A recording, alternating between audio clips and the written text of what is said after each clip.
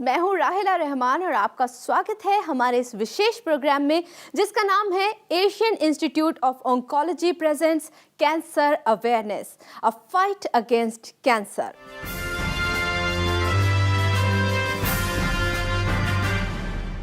Asian institute of oncology, जो कि सोमैया आयुर्विहार मुंबई में स्थित है, इसको Somaiya Ayurvihar Asian institute of oncology भी कहा जाता है।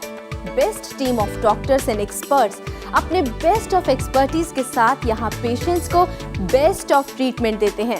साथ ही साथ कैंसर के बढ़ते कहर को रोकने के लिए पूरी तरह समर्पित हैं। इनका ब्रज वाक्य है quality cancer care at affordable cost. ध्येय यही होता है कि कोई भी पैसे के कारण इलाज से वंचित ना रहे। कैंसर की इस लड़ाई में आज हमसे जुड़ेंगे एशियन इंस्टीट्यूट ऑफ ऑन्कोलॉजी के surgical oncologist doctor Sanjay Sharma, जो कि IASO के प्रेसिडेंट हैं। आप इंडियन सोसाइटी ऑफ ऑन्कोलॉजी के चेयरमैन भी रह चुके हैं। आज डॉक्टर शर्मा हमें गैस्ट्रोइंटेस्टाइनल कैंसर के बारे में बताएंगे। साथ ही बात करेंगे इस कैंसर के ट्रीटमेंट में आने वाले चैलेंजेस की। Welcome to the show doctor Sharma. बहुत बहुत शुक्रिया मुझे यहाँ बुलाने के लिए। डॉक्टर साहब, सबसे पहले तो हमें ये बताइए कि GI कैंसर यानी कि गैस्ट्रोइंटेस्टाइनल कैंसर होता क्या है? देखिए, GI शॉर्ट फॉर्म है गैस्ट्रोइंटेस्टिनल कैंसर का। मतलब इसमें आंतड़ियों का कैंसर है। फूड पाइप, स्टमक, छोटी इंटेस्टीन, बड़ी इंटेस्टीन और नीचे रेक्टम, साथ में लिवर और पैंक्रियास जो इसमें जुड़े होते हैं, ये मिला के एक GI कैंसर बनाते हैं। तो कॉमनली इनका कैंसर को GI कैंसर कहते हैं। डॉक्टर साहब, अब ये बताइए कि कॉमन GI कैंसर क्या होता है? देखिए, गैस्ट्रोइंटेस्टिनल कैंसर जैसे मैंने बताया इसोफेगस से लेकर रेक्टम तक रहता है और लिवर और पैंक्रियास आता है। ये विभिन्न पार्ट हिंदुस्तान में अलग अलग इंसिडेंस ज़्यादा होते हैं। इनके विभिन्न कारण हैं और इसका रिलेशन थोड़ा बहुत हमारे खान पान और जीवन से जुड़ा हुआ है। और हम लोगों को ये ज्ञात है अभी ये किस लिए ये कैंसर हो रहा है और उसका निदान और उसका उपचार भी उस हिसाब से किया जाता है। डॉक्टर शर्मा, अगर हम गैस्ट्रोइंटेस्टाइनल के कॉजेज़ के बारे में बात करें तो ये क्या क्या होते हैं? मैंने जैसे कहा कि ये खान पान से रिलेटेड है और हमारी कुछ बुरी आदतों से है। जैसे फूड पाइप का कैंसर है, ये सुपारी खाने से, खैनी खाने से, तंबाकू खाने से होता है। ज़्यादा मिर्च मसाले वाले खाने से होता है। फॉर एग्ज़ाम्पल स्टमक कैंसर जो है वो आंध्र प्रदेश में इसलिए ज़्यादा होता है कि हम चिली ज़्यादा खाते हैं। असम में फूड पाइप का कैंसर जो होता है वो तामुल खाने से होता है। और बहुत सारे सेंट्रल इंडिया में ये कत्था, चूना और सुपारी खाने से होता है। इसी तरह से दूसरी बीमारियों से, जैसे कि लिवर का कैंसर है, वो हमारे हेपेटाइटिस B, हेपेटाइटिस C जो ब्लड में हमारे हेपेटाइटिस हो जाता है उसके कारण से होता है। तो विभिन्न जो ऑर्गन है इनके विभिन्न कारण है, लेकिन कॉमन है ये खान पान से होता है। डॉक्टर शर्मा, GI कैंसर के साइन एंड सिम्टम्स यानी कि लक्षण के बारे में जानकारी दीजिए। देखिए, पहली बात तो हर ऑर्गन के अपने अपने सिम्टम होते हैं। जैसे फूड पाइप का कैंसर है, इसमें खाना अटकना या बहुत ज़्यादा बेल्चिंग होना, डकार आना। अगर आपको बहुत दिन से गैस हो रहा है जो हिंदुस्तान में बड़ी कॉमन लहजे में बात की जाती है, या खाने पाने में थोड़ी अटकना महसूस हो रहा है, तो हम लोग उसको नेगलेक्ट करते हैं। वो नेगलेक्ट नहीं करना चाहिए। अगर आपको लगता है कि कुछ घास खाने में पहले से कुछ ज़्यादा तकलीफ होने लग गई है तो तुरंत डॉक्टर के पास जाइए। उस तरह स्टमक कैंसर में भी डिस्पेप्सिया जिसको बोलते हैं हम लोग कि बदहजमी होना है खाने की, खाना नहीं जाना, खाना नहीं भाना, संडास के रास्ते से खून जाना, या बड़ी आंतों में जो कैंसर होती है उसमें पेट में दुखना, कभी कभी इंटरमिटेंटली आपके कुछ खाने के बाद में पेट में ब्लोटिंग होना, लिवर के कैंसर में पेट में दर्द होना, भूख कम लगना, पैंक्रियास के केस में कभी कभी जॉन्डिस, पीलिया होना सडनली। ये बहुत एक सिम्टम है जो आदमी को नेगलेक्ट नहीं करना चाहिए। कोई भी जॉन्डिस हो या कोई भी डिस्पेप्सिया हो या कोई भी संडास के रास्ते में खून की जांच हो या भूख नहीं लग रही हो तो तुरंत डॉक्टर के पास जाके इसका निदान करना चाहिए। इसके लिए इन्वेस्टिगेशन करना चाहिए कि आगे क्या है, इसमें समस्या क्या है। डॉक्टर साहब, GI कैंसर यानी कि गैस्ट्रोइंटेस्टाइनल कैंसर की स्टेजेस भी होती हैं? देखिए, कैंसर के जो स्टेजेस होते हैं, पहला स्टेज में जो कैंसर होता है वो म्यूकोसा में रहता है, जो इनर लाइनिंग होती है फूड पाइप की या स्टमक की या बड़े आंत की। दूसरा कैंसर सेकंड स्टेज में जो होता है वो मसल म्यूकोसा से बाहर मसल कोट में घुस जाए। तीसरा स्टेज जो होता है वो मसल कोट से बाहर निकल जाए। और चौथा स्टेज होता है ये भिन्न भिन्न ऑर्गन में फैल जाए। अब जैसे लिवर का कैंसर है, अगर लिवर का कैंसर प्राइमरी लिवर में ही है या पेंक्रियाज में है, लोकलाइज है अंदर, पेंक्रियाज में जुड़ा हुआ है, बाहर नहीं निकला है, तो ये स्टेज 1 है। लेकिन अगर लिवर का कैंसर अपने दूसरे पार्ट के लिवर में फैल जाए या पेंक्रियाज से बाहर निकल के ग्लैंड में फैल जाए तो ये सेकंड स्टेज, थर्ड स्टेज हो जाती है। उसी तरह सब कैंसर में, इंटेस्टीन में, मसल कोट के अलावा वो ग्लैंड्स में भी जाता है। आसपास बहुत सारे ग्लैंड होते हैं, वो ग्लैंड में जाए तो ये स्टेज 3 और बहुत सारे दूर डिस्टेंट ग्लैंड में जाए तो ये स्टेज 4 हो जाता है। डॉक्टर साहब, इसे यानी कि गैस्ट्रोइंटेस्टाइनल कैंसर को डायग्नोज यानी कि पहचाना कैसे जा सकता है? देखिए ऐसा है कि कॉमन कैंसर जो होते हैं, फूड पाइप है, स्टमक है, इसके सबसे ज़्यादा इम्पॉर्टेंट इन्वेस्टिगेशन होती है दूरबीन डालना। पहले ज़माने में क्या होता था, हम लोग एक्सरे करके बेरियम पिलाते थे, लेकिन आजकल बेरियम और दवा पिला के जो जांच करना वो आजकल कम हो गया है और जिसको हम लोग इंग्लिश में बोलते हैं ऑब्सोलेट हो गया है। तो कुछ भी जैसे पेट में तकलीफ हो रही है, खाना अटक रहा है या गैस बन रहा है, सबसे सिंपल तरीका है एक एंडोस्कोप करना। मतलब दूरबीन डाल के, इतनी अच्छी चीज़ दूरबीन की पद्धति आ गई है कि छोटी से छोटी बीमारी, छोटी से छोटी भी गांठ, छोटी से छोटी भी म्यूकोजा में चेंजेस आपको ये बता सकते हैं कि ये बीमारी उस अपर जीआई कैंसर में है कि नहीं। इसी तरह लोअर जीआई में, जैसे कि रेक्टम है, बड़ी आंत है, इसमें भी अगर जैसे खून आ रहा है या खाना अटक रहा है तो या नीचे संडास नहीं हो रहा है, तो फिर दूरबीन के द्वारा उसको दूरबीन डाल के उसमें अंदर से म्यूकोजा को देख सकते हैं, बायोप्सी कर सकते हैं। दूसरा जो सिंपल तरीका है जो हमारे हर जगह प्राप्त होता है, उसको बोलते हैं सोनोग्राफी। सोनोग्राफी से पेट में हम लोग सोनोग्राफी करते हैं, जिससे कि ये नॉन इन्वेजिव प्रोसीजर होता है। इसमें हम लोग पेट के अंदर कुछ भी गांठ है या कुछ भी चेंज है या कुछ भी स्वेलिंग है, उसको हम लोग बड़ी आसानी से पकड़ सकते हैं। उसी तरह सीटी स्कैन एक नया तरीका है जिसमें कि सब इंटेस्टाइन के अंदर की और बाहर की सब चीज़ें मालूम पड़ती है। जैसे कि इंटेस्टाइन सीटी स्कैन में हम लोग इंटेस्टाइन को अंदर से देखने के लिए दवा डालते हैं, जिसको हम लोग बोलते हैं गैस्ट्रोग्राफिन या कंट्रास्ट मीडिया, और साथ में सीटी स्कैन के अंदर एक डाई डाल के फिर आसपास की रक्त की प्रवाहियों को देखते हैं। उसमें हमको liver, pancreas, stomach, food pipe, बड़ी आंत, छोटी आंत और साथ में जो रेक्टम है, जो हमारे हिंदुस्तान में बहुत कॉमन है, इनको आराम से अंदर से और बाहर से इसका वर्चुअल एग्जामिनेशन किया जा सकता है और उसके थ्रू छोटी से छोटी बीमारी और बड़ी से बड़ी भी तकलीफ़ों का बड़ी आसानी से मुआयना किया जा सकता है।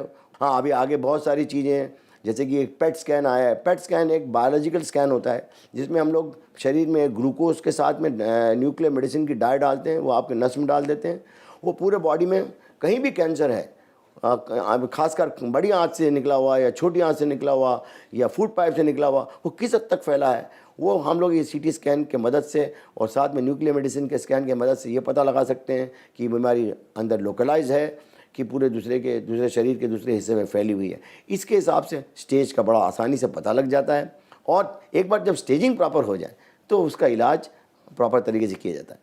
डॉक्टर साहब, कैंसर के ट्रीटमेंट की अगर हम बात करें तो एशियन इंस्टीट्यूट ऑफ ऑन्कोलॉजी के पास इसके लिए कौन से ऑप्शंस अवेलेबल हैं? हाँ, देखिए हमारे जो एशियन इंस्टीट्यूट ऑफ ऑन्कोलॉजी जो हमने ये सेंटर खोला है, आजकल इसमें सब कुछ ट्रीटमेंट अवेलेबल है हर प्रकार का।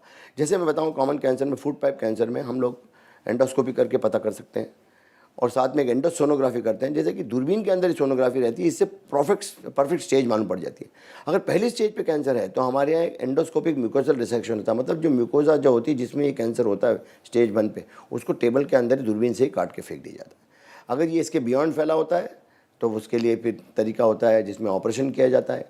और हमारे यहाँ डॉक्टर्स जो हमारी टीम है यहाँ पे, ये फूड पाइप कैंसर करने में आज दुनिया में नंबर 1 है। जैसे मेरे कलीग्स जितने भी, हम लोगों की एक पूरी अच्छी टीम है जिसमें कि आज फूड पाइप कैंसर में विश्व में किसी भी कोने पे रिजल्ट से ज़्यादा अच्छे रिजल्ट है। इनफैक्ट हम लोग सब जापान में, अमेरिका में ट्रेन होकर आए। आज हमको बहुत खुशी है और गर्व महसूस होता है कि हमारे रिजल्ट आज जापान से और अमेरिका से फूड पाइप कैंसर में ज़्यादा अच्छे हैं। हमारे यहाँ इनकी ऑपरेशन के कारण से मॉर्टेलिटी 0% है, हमारी मॉर्बिडिटी बहुत कम है। जिस तरह से हमारी इंटेंसिव केयर यूनिट है, हमारे इंटेंसिव एनेस्थेटिस्ट हैं, हमारे जो एनेस्थीसिया की टीम है, जो हमारे पल्मोनोलॉजिस्ट हैं, जो हमारे नर्सेज हैं, वो इतनी अच्छी तरह से ट्रेन है कि फूड पाइप कैंसर में आज हमारी वर्ल्ड में महारत हासिल है। उसी तरह स्टमक के कैंसर में, उसी तरह पेंक्रियाज के कैंसर में जो इसके लिए जो ऑपरेशन करनी पड़ती है, वो ऑपरेशन बहुत बड़े होते हैं, इसको हम लोग बोलते हैं रेडिकल ऑपरेशन।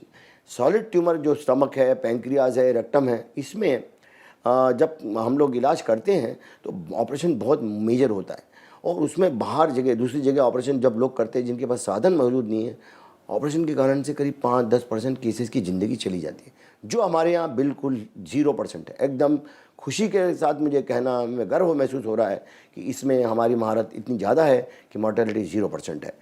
पैंक्रियास का ऑपरेशन जिसको हम लोग विपल्स बोलते हैं, कि हमारे 3-4 घंटे में होता है, ना ब्लड लॉस होता है। स्टमक कैंसर में D2 डिसेक्शन करते हैं, जो आज के लिए बहुत ज़रूरी है, जिसमें सब ग्लैंड भी आजू बाजू से निकाले जाते हैं। हम लोग बड़ी इंटेस्टाइन की कैंसर जो करते हैं उसको हम लोग ऑपरेशन करके आजकल हाथ से टाँका नहीं लगा के स्टेपलर मशीन का यूज़ कर रहे हैं, मॉडर्न टेक्निक का यूज़ कर रहे हैं। वो स्टेपलर मशीन हाँ थोड़ी महंगी है, लेकिन मरीज का सुधार जल्दी होता है, पेशेंट अपने घर में जल्दी जाता है। परिवार वालों को बम्बई में, अगर बम्बई के नहीं है बाहर के हैं, तो उनका खर्चा बम्बई में रहने का कम होता है। तो बनिस्बत ज़्यादा दिन अस्पताल में रख के पुरानी टेक्निक से नहीं करके हम लोग पेशेंट को जल्दी घर भेजते हैं, जिससे उनकी रिकवरी फास्टर होती है और वो उससे अपने काम पे जा सकते हैं। जैसे दूरबीन का ऑपरेशन है, दूरबीन से हम लोग पेट डाल के स्टमक का ऑपरेशन कर सकते हैं, रेक्टम का ऑपरेशन कर सकते हैं और करते हैं यहाँ पे। तो ये सब पद्धतियाँ कॉम्प्लेक्स हैं, लेकिन हमारे लिए ये रूटीन है, और मैं बड़े दावे के साथ मैं कह सकता हूँ कि हम किसी भी बड़े अस्पताल के मुकाबले में सेकंड टू नन है। हमारे पास ये सारी सुविधाएं यहाँ उपलब्ध हैं, और हम ये सब पद्धति रूटीनली यूज़ कर रहे हैं। डॉक्टर साहब, क्या पोस्ट ट्रीटमेंट पेशेंट, यानी कि ट्रीटमेंट के बाद पेशेंट अपनी नॉर्मल लाइफ जी सकता है? जी बिल्कुल। ये ट्रीटमेंट करने का मतलब ही है कि आप कैंसर मुक्त हैं पर बिस्तर पे नहीं पड़े हैं। उसका मतलब है कि आप नॉर्मल लाइफ जी सकते हैं। जैसे फूड पाइप का कैंसर बना है तो वो आदमी फूड पाइप से नॉर्मल खाना खाएगा। उसका फूड पाइप हम लोग नया बनाते हैं तो वो आदमी को खाली थोड़ी लाइफस्टाइल में चेंजेस करनी पड़ती है। संडास का रास्ता का नीचे से बच रहा है तो नॉर्मल रह रहा है, पैंक्रियास का हिस्सा निकल रहा है तो वो नॉर्मल रह रहा है, लिवर का हिस्सा निकल रहा है तो बचा हुआ नॉर्मल लिवर रह रहा है, स्टमक का हिस्सा रह रहा है तो हम स्टमक इंटेस्टाइन से बना रहे हैं। तो ऑब्वियसली ज़िंदगी को ठीक करने के लिए अगर हम कुछ केमोथेरेपी, रेडिएशन और सर्जरी का रेडिकल प्रयोग कर रहे हैं, तो आज मरीज की आगे में ज़िंदगी उसकी नॉर्मल ज़िंदगी जैसी होनी चाहिए। डॉक्टर साहब, हमारे व्यूवर्स यानी कि केयर वर्ल्ड के दर्शकों के लिए आप कोई स्पेशल मैसेज देना चाहेंगे? देखिए, ये जो कैंसर अवेयरनेस मंथ चल रहा है, इसमें मैं अपना एक मैसेज देना चाहता हूँ आपसे कि कैंसर से भयभीत नहीं हुई है। कैंसर कोई लाइलाज बीमारी नहीं है। इसका अगर प्रॉपर समय पर निदान हो गया, जानकारी मिल गई, तो ये बिल्कुल क्योरेबल है। नॉर्मल लाइफ आदमी लीड कर सकता है। हाँ, हमारे जीवन में थोड़ा सा जैसे कि कुछ तकलीफ़ें हैं, जैसे कि गैस होना। हिंदुस्तान में बड़ी कहावत है कि गैस हो गया, कुछ खाने में बदहज़मी हो गई। ये बहुत साल तक, महीनों तक चलता रहता है। इसको आप मत टालिए। इसके लिए डॉक्टर के पास जाइए। सरल तरीके से एंडोस्कोपी से ये जांच हो सकती है। सिमिलरली बड़ी इनॉक्युअस टेस्ट है और अल्ट्रासोनोग्राफी, उससे आपका पेट का सब जानकारी मिल जाएगा। साथ में अगर कोई तकलीफ बढ़ती जा रही है, जैसे संडास में एक रास्ते का खून आना हो रहा है, तो बिल्कुल निगलेक्ट मत करिए। उसको आप किसी भी डॉक्टर के पास में जाके जांच कराइए। अगर अर्ली स्टेज में कैंसर आ गया तो आप 100% नॉर्मल हो जाएंगे। हाँ, हम लोग अपनी थोड़ी कैंसर के कारण जो है, जैसे कि हम लोग का खान पान में के कारण से कैंसर होता है, उसमें सुधार करना चाहिए। Thank you so much doctor Sanjay Sharma. आज आपने हमें गैस्ट्रोइंटेस्टाइनल कैंसर यानी कि GI कैंसर के बारे में इन्फॉर्मेशन दी। वाकई ये इन्फॉर्मेशन बहुत ही यूज़फुल है, और मुझे पूरी उम्मीद है कि जो हमारे दर्शक हैं वो आपकी इस इन्फॉर्मेशन का पूरा फ़ायदा उठाएंगे। जो आपने टिप्स दी हैं, जो हिदायतें दी हैं, उनका वो लाभ उठा पाएंगे। बहुत बहुत शुक्रिया मुझे यहाँ बुलाने के लिए। एशियन इंस्टीट्यूट ऑफ ऑन्कोलॉजी, जो कि सोमैया आयुर्विहार मुंबई में स्थित है, पिछले कई सालों से ये इंस्टीट्यूट कैंसर के प्रति अवेयरनेस लोगों तक पहुंचा रहा है, और इसके एक्सपर्ट्स 24/7 आपकी सेवा में तत्पर हैं। हमारे नंबर्स हैं 07506240-275 एंड 02224066800। आप हमें वेबसाइट पर भी कांटेक्ट कर सकते हैं। हमारी वेबसाइट है www.asianoncology.com। दोस्तों, अब मैं आपसे इजाज़त चाहूँगी, लेकिन अगले एपिसोड में फिर आपसे मुलाकात करेंगे कैंसर के बारे में कुछ और वैल्यूएबल इन्फॉर्मेशन के साथ। लेकिन तब तक के लिए you take care of yourself and keep smiling, क्योंकि हमें आपकी फिक्र है।